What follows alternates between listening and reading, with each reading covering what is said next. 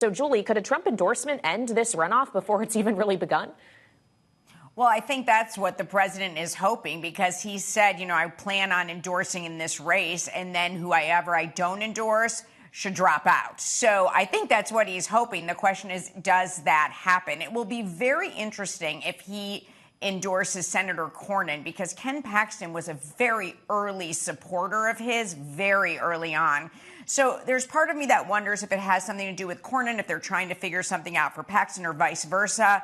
But again, the president said this will be soon, certainly gave no timetable on that. Well, how much of this, Julie, comes down to Republicans' feelings about who has the better chance of defeating James Tallarico, who's seen as a rising Democratic star? Well, I will say this. John Cornyn raised an enormous amount of money in this primary. Between all five of the candidates, more than 120 million, major candidates, I should say, more than $120 million was raised, most of that from Senator Cornyn. So I think they realize, I would imagine the NRSC really does realize, there will be a lot of money sunk into this race. And if there's a lot sunk into Texas, well, it's not going somewhere else, that it may be needed. So I imagine there will be some pressure on President Trump to make a decision and to make it fairly quickly.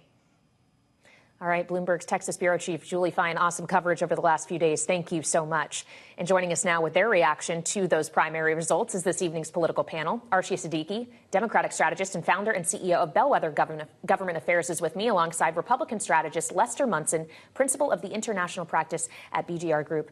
Thank you so much for joining me. I'll come to you first, Lester, as the Republican, knowing that Julie is right. There was an incredible amount of money poured in by the party and the NRSC in order to try to degrade Paxton and uplift Cornyn.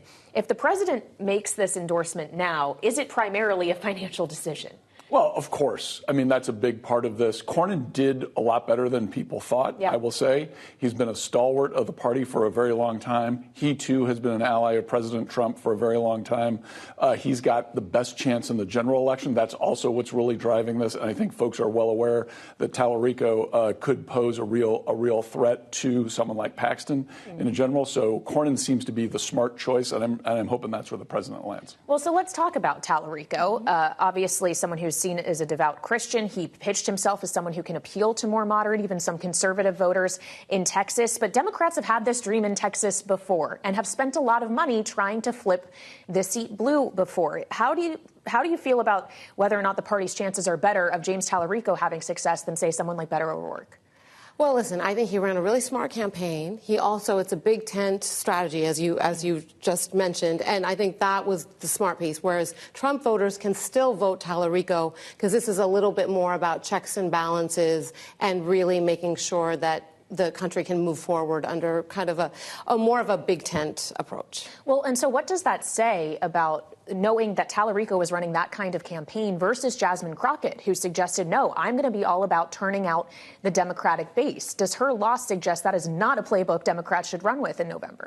These races have to be so tailored to different states. I mean, we've talked a lot about the New York City mayoral race. That was tailored to New York at a given time. Similarly, Texas has to be tailored to Texas. I think Jasmine Crockett ran a great campaign, a lot of energy, but ultimately it was actually a good result that Tallarico was able to win with a margin, and really win with a margin of bringing people together. And I think we also saw from Jasmine Crockett today that she also encouraged everybody, Democrats, to come together in backing Democratic candidates as well. Well, and when we consider that margin, he, of course, was able to exceed a margin that made sure he didn't need to go to a runoff like we're seeing in the Republicans. Talk to us, Lester, about runoff turnout. Because obviously primary voters already are some of the most politically engaged. Then if you're showing up a second time before the general election, who is that voter? Who are they likely to support?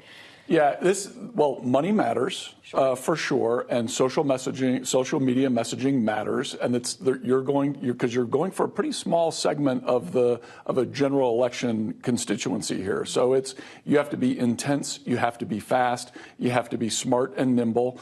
Cornyn, he's been through a lot. I'll say this about him. He's been through a lot of battles.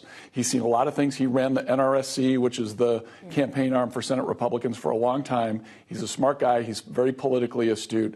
I think the smart money is still on him to prevail here, because I think he's already kind of exceeded expectations for a lot of people. So I'm fairly optimistic here.